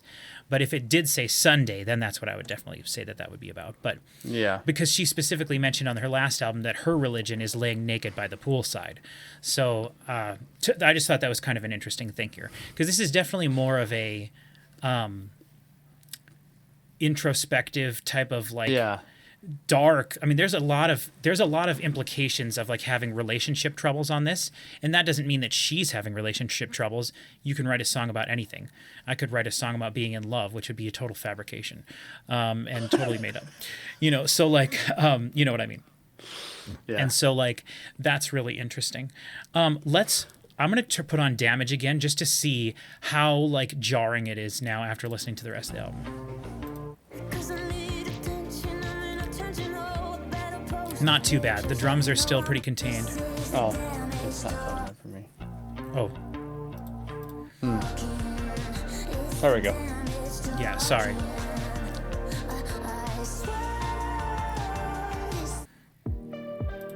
I'm just gonna cycle through a little bit, and we'll get a little of like. Yeah, everything feels like it's in the same. Here's the song we liked with the German, Surface Tension. Yeah, everything's pretty much fitting into this. Except for this. Mm-hmm. Yeah, totally different. There's got to be a reason for that. Yeah, she probably wanted a song that was a single. No. You don't write a song that's this introspective and like this particular, like thematically focused on something, and then have one song sound like that, called that, and be about that, and have it just because you're looking for getting on the radio. Right. I don't know. It's interesting. Okay, so overall thoughts. I don't know how I think in a way that may not have mattered nearly as much ever at any point in her previous albums, that the minimalism in the music is in place because the lyrics and the themes of the album are more important than they've ever been. And I feel like not knowing what any of these songs are about, not paying attention to the lyrics the first run through, makes me feel like suddenly that I might be missing something that is a part of what makes it good or not good. Mm-hmm. Well, see, that's an interesting way of putting it for sure, and I totally understand what you mean. Like if she's going for a specific style to fit with the lyrics, that's fine. However, if we're talking surface level, like we always do, especially first listen here, the style of this album is not appealing to me, really. And I'm not saying everything has to be bombastic, everything doesn't have to be dynamic, everything doesn't have to be happy, of course. But I like to be able to sing along with stuff, and I like to be able to enjoy what I'm listening to. And this album had a very chill vibe the entire time. And I think that the production I enjoyed. Hold on, that would look really crappy like that. It's laying down like that. It made me look 10 foot tall and 10 foot wide. I enjoyed the production. I think it was done really well. I think she knew what she was doing when she was making this, and she made this album specifically to be this way. So I do think that the fact that it feels so contained is intentional. I personally like the style of, I would say, every one of her full-length main release albums more than this. I would say this is probably going to be my least favorite of her albums. However, if I'm going to go out for a drive or if I want to listen to some music to fall asleep to, this could be a good album. Nothing's going to freak me out or scare me. Or be overly loud. And also, like, if it was raining, like, this would be the perfect Lights album for when it's raining. You know what I mean? Or something like that. You know, whereas I feel like the rest of her music is much more of a put it on to party or to, like, rock out almost. You know, some of the stuff. Siberia gets very heavy. And her first album is very innocent in a way, but like it feels so inspired. It feels like a first album. It feels like her throwing everything she can do as best as she can at the time to the wall, and it sticks really well. And it's also some of the best melodies she ever wrote. Whereas I think like Little Machines is when you and I started talking about like, wow, this girl can sing. Like she is. This is a performance.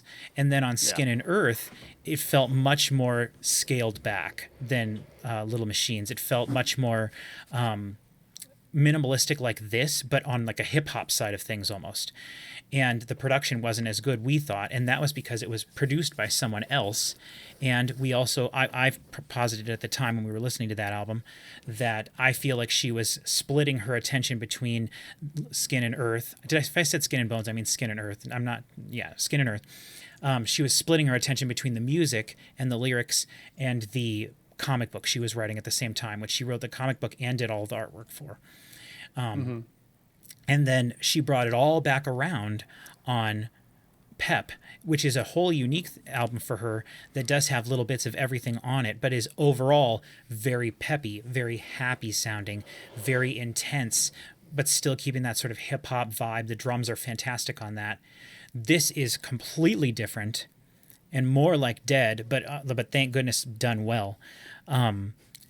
It almost feels like an album of the like slowed down chill versions of an album she already made.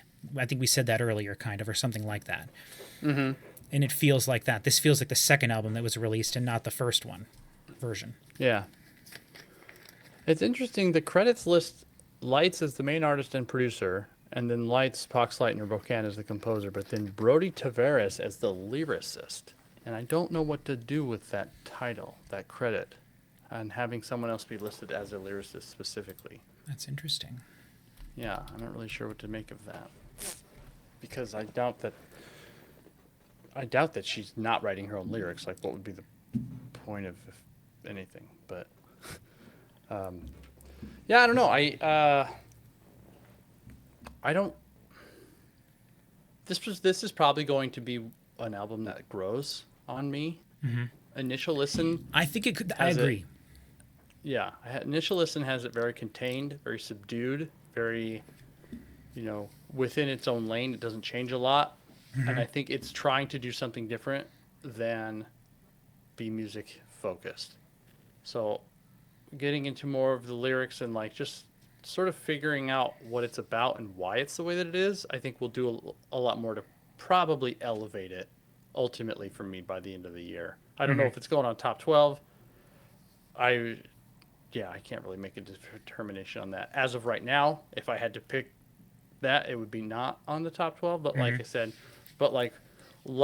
Zig grew on me. Like, I feel like our video about Zig is just a bunch of, I don't know. I don't know. I feel like my interpretation of Zig, our video on that, is that we were way harder on it than I ultimately became. Like that, I love that album. Right. And sometimes stuff grows on you. Absolutely, 100%. And it's funny because we were talking about comparing Lights and Poppy at the beginning of the video, and we do that a lot when we listen to Poppy, especially because it feels like lyrically or vocally she is channeling They did lights. a lot of the same things. But yeah. this is also, you're right, this is kind of the way I did feel about Zig, because Zig felt like very much contained its own specific, fitting in its own box. There were no guitars or anything. Obviously, it wasn't a metal album. It was back to being a pop album for Poppy, but it was very limited in what it was doing.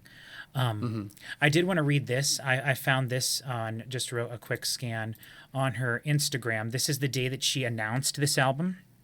She said, "And for the big news of the day, my sixth album, A6, drops May 2nd. A6 is exactly what it says it is, album 6. In this landscape, I realize it is a flex to make it this far doing what you love, not just in this industry, but in life. I've given most of my years to the creation of something beautiful and affirming and transportive. It's my humble offering to the world. So if you've been with me for all 6 or just now joining me, I hope you find comfort, empowerment, solace, and escape in all that I have coming for you. It's equal parts new and old lights. Midwest emo, synthwave soundscapey, and new wave born again. Get ready." So Midwest emo, synthwave soundscapey, and new wave born again. That's interesting because I've said new wave 10 times while we were listening to this, and that is what the only one of those I don't really hear is Midwest emo. yeah, and I don't even know what that means exactly, but if you think about the lyrics being a little darker, I don't know. And maybe in Canada the Midwest means something different than what it does down here. I doubt it. But I mean, Midwest emo, synthwave soundscapey, and new wave born. The synthwave soundscapey, absolutely. The basis of every song is what we always say: the mid-range soup, the constant synthwave stuff. But on here, it's more intentional and less of a soup. It's you're supposed to pay attention to the synth wave stuff and the synth pad stuff. And it is a part of the song. Mixed with the guitars is a really nice way to have that. So I just thought it might be interesting to bring that up and read that. So Yeah, I that's good. I want to echo a few of the things you said. As of right now, I don't think this would be in my top 12. I think we're going to get a lot of great albums this year. We've already got a lot of great albums this year. We've still got some really important reactions to record from stuff that's come out recently. I know we've got some big stuff coming out yet this year. I just read online the other day. Do you see if you care about what's your when I tell you this, what's your excitement level of this from 1 to I don't care to 10, like I can't be more excited, okay? They announced that there's going to be a new Gym Class Heroes album. 0. Okay, that's what I was wondering. I have their first album. I never got their second one where they re-recorded their big song. But I really enjoy like hip hop groups that mix like rock and pop into it as well. And I don't know. Sorry, that's a really weird thing for me to bring up because I'm not like a Gym Class Heroes fan. But all of a sudden, the guy posted that they've got a new album coming out this year and they're going to get back together. And I was like, that could be really interesting, a lot. So anyway, whatever. That's neither here nor there. So I would say overall, I'm feeling a little bit more on the negative side of this album rather than a positive. I don't think it was bad. I think that this was an album that wasn't necessarily made for me, and that's totally fine. So stylistically, this is probably my least favorite Lights album. However, in listening to her, this still feels like and sounds like a Lights album. So, yes, like I was saying, maybe this is one of those cases of like diversifying her portfolio overall, which is what she does with every one of her albums. But now she has a whole album that's a well-made, good album that is a chill vibe album, right? And I definitely feel like a lot of the songs had like breakup vibes to it, like sad vibes to them. This whole album feels I like that. Like when I mentioned it early on about how it's like she ran to the venue and then played a show. It's got kind of like the way that being sad just sucks your energy out of the things that you do. Yeah. And it's just like, I'm going to be sad and write this album and it's going to sound sad. And it does. Yeah, and I wonder if playing it live, she'll kind of adjust them a little bit, play them a little faster, maybe, because like it would be really like it almost feels like this album should be like a separate set. Like she should do like a double set, right? All songs from her other albums and then songs from this one, because like I said, she could have a couch and a lamp on stage and have the stage mostly be dark and minimalistic, and she could just be sitting there with a guitar performing these songs with very minimalistic other stuff. She could also have her pep set up where she's got a guitar, there's a drummer, a bass player, a keyboard player off to the side, and they rock the songs a little bit more, because, and that's all artists have this. You write fast songs, you write heavy songs, you write sad songs, you write happy songs, you write down-tempo songs, you write mid-tempo songs, you write fast songs, and then you mix those up and you have fun in your concerts with this song from this album, this album, this album. But every time she plays a song from this album, it will feel like the lights should come down, get out the lighters ballad part of the set. And this is like a whole set of that. You know what I mean? Yeah, and the thing is, like, she doesn't, like, every album is its own tunnel. Like, there's no, she doesn't really have any albums where any number of songs. It's not like Poppy's most recent album where you've got like 3 metal songs and then it goes into electronic for a while and then it's like switching back and forth. Like she's all over the place with genre. Lights really is like, I'm going to, transform myself again, and now I'm this, and now my album is this, and together we are this, and it's just like, it's very cohesive. It's very singular. Yes. So if you're getting an album that sounds like a thing, then that whole album is going to sound like that thing. Like Pep definitely sounds like Pep, even if all the songs have more dynamicism to them. It still very much is a Pep song. Yeah. Yep. But the funny thing about that is like when we say Pep, like it makes me smile and it makes me like, oh, I want to go listen to Pep.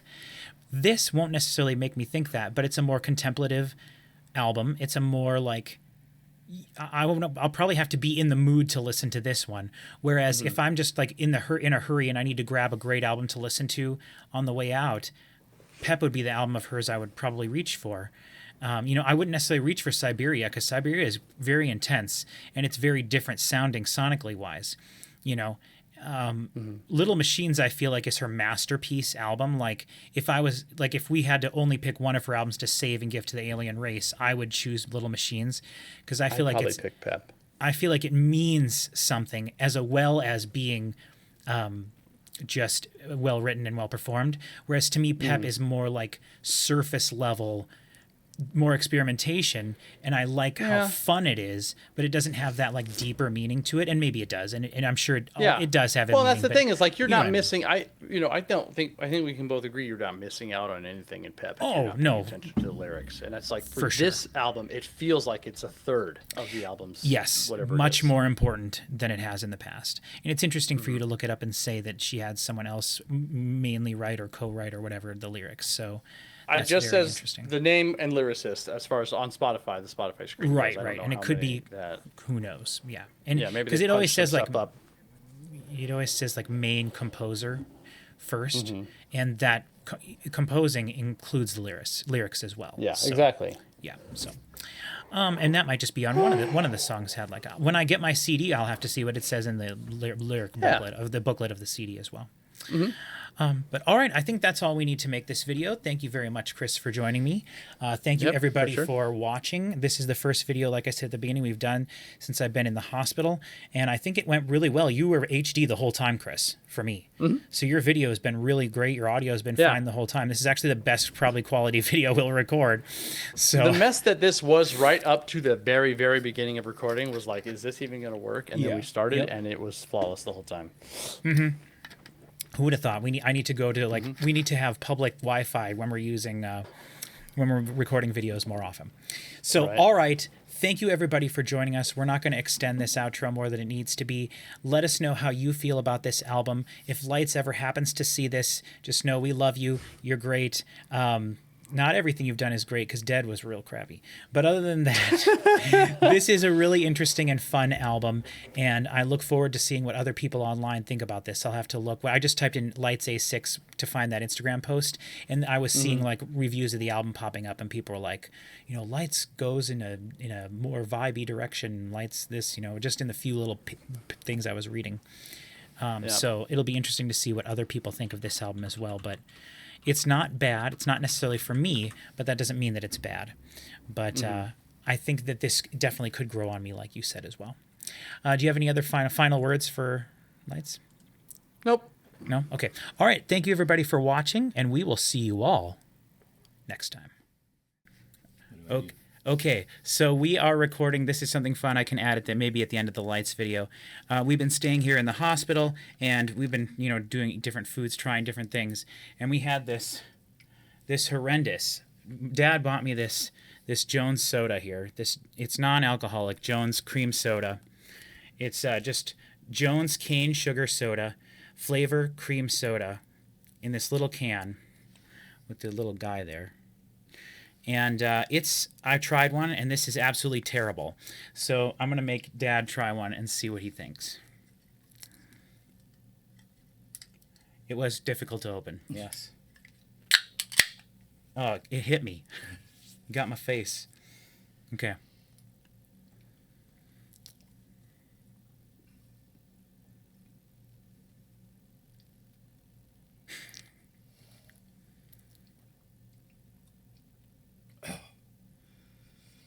It's bitter and yuck. Yes. It's bitter. It's terrible. It's awful, right? Oh. Like, I don't drink alcohol, but I imagine that would be alcoholic. That's what it tastes like to me. Maybe it is, and we should. No, I actually looked all over it. It doesn't say alcohol. Very carbonated. Here, you want a shot? No.